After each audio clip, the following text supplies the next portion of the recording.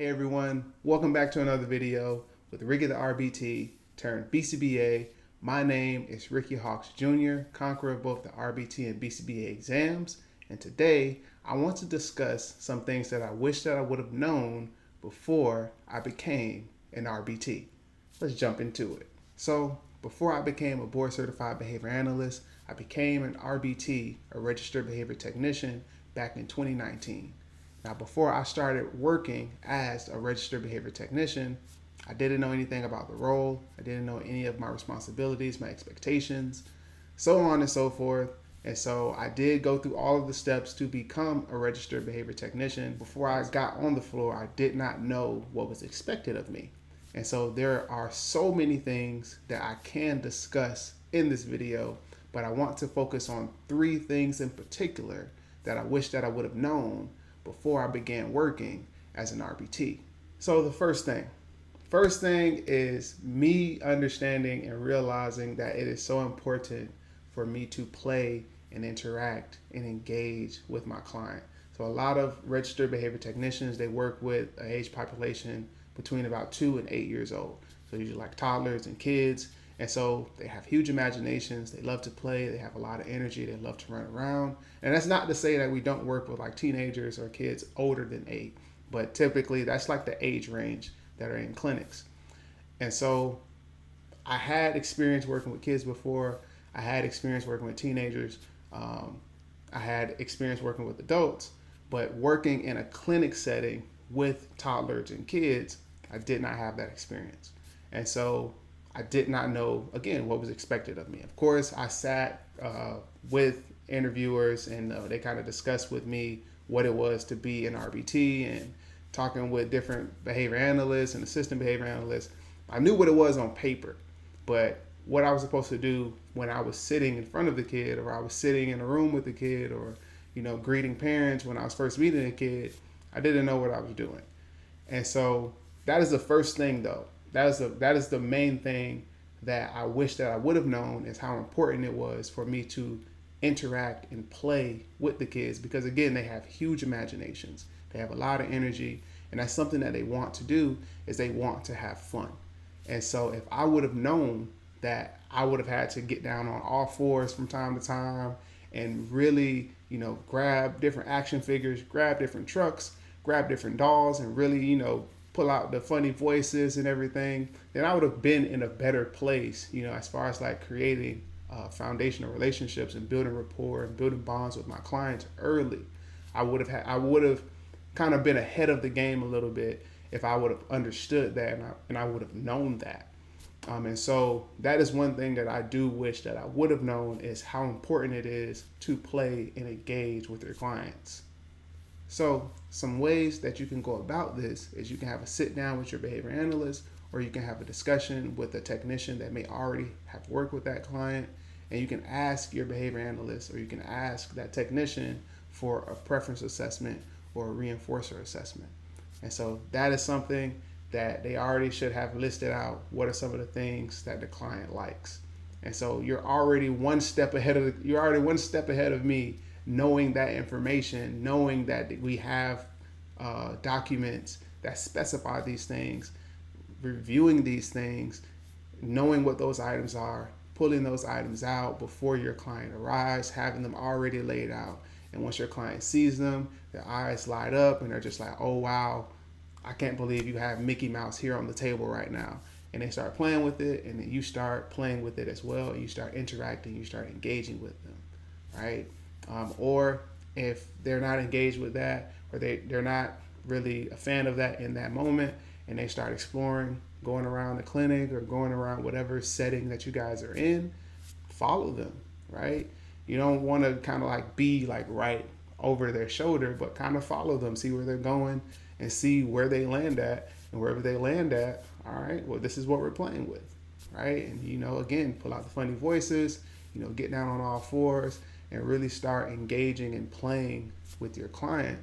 And something that's very important is, it's one thing for your client to kind of play with their preferred items, right? But it's another thing for you to join them and you enrich the environment, right? And so now they don't want to just play with that particular item. They want to play with that item with you because you've made playing with this item so much more fun. And so now when they see you, that may be the first thing that they go to because they remember last session how well you guys played, with that particular item. So yes, that is something that I wish that I would have known, and something I wish that I would have understood is the significance of playing and interacting with your clients. The next thing is understanding that it is a collaborative effort, a partnership between you and your board certified behavior analyst. So at no point should you feel like you're alone in what you're doing, or your board certified behavior analyst should feel like they're alone. You guys work together. You guys work hand in hand. And so they create the plan, you implement it, right? They supervise you to ensure that you're implementing it correctly. But again, they make the plan, you implement it, and whatever information, whatever things that you see in the session, you relay that information to your behavior analyst. They interpret it, they make changes if they need to, or it may just be good information for them to know.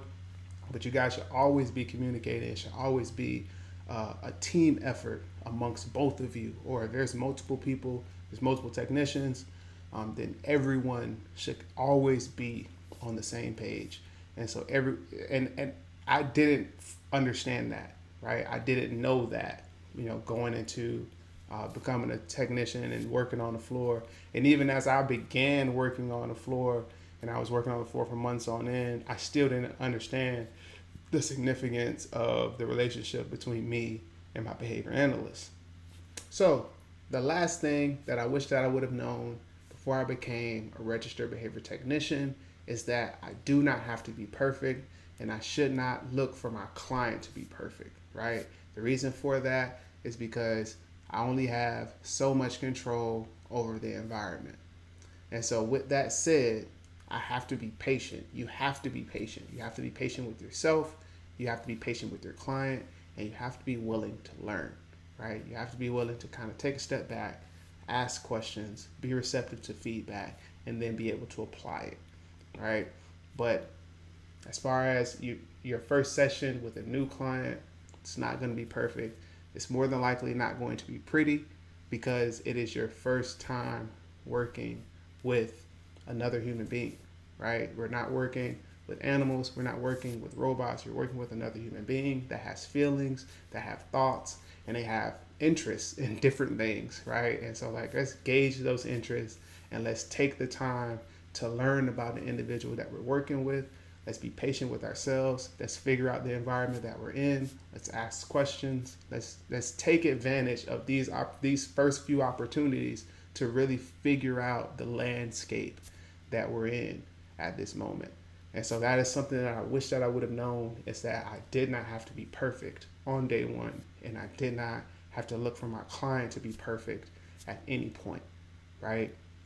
And so again, be patient with yourself, be patient with your client, be willing to learn, and look for shadowing opportunities.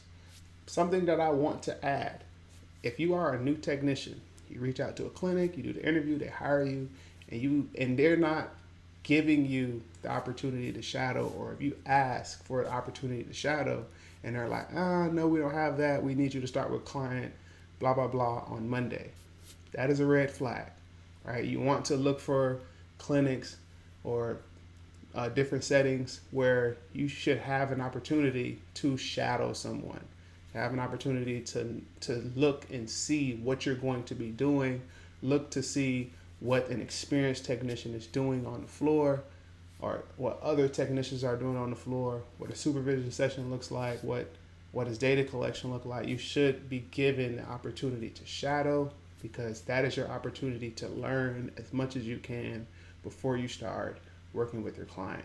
But if you reach out to a clinic and you do the interview, you get the job offer, you ask them for a shadowing opportunity, or you're not offered any shadowing opportunities, to me, that is a red flag, right? That's something for you to consider. But yes, I did not want this video to be super long.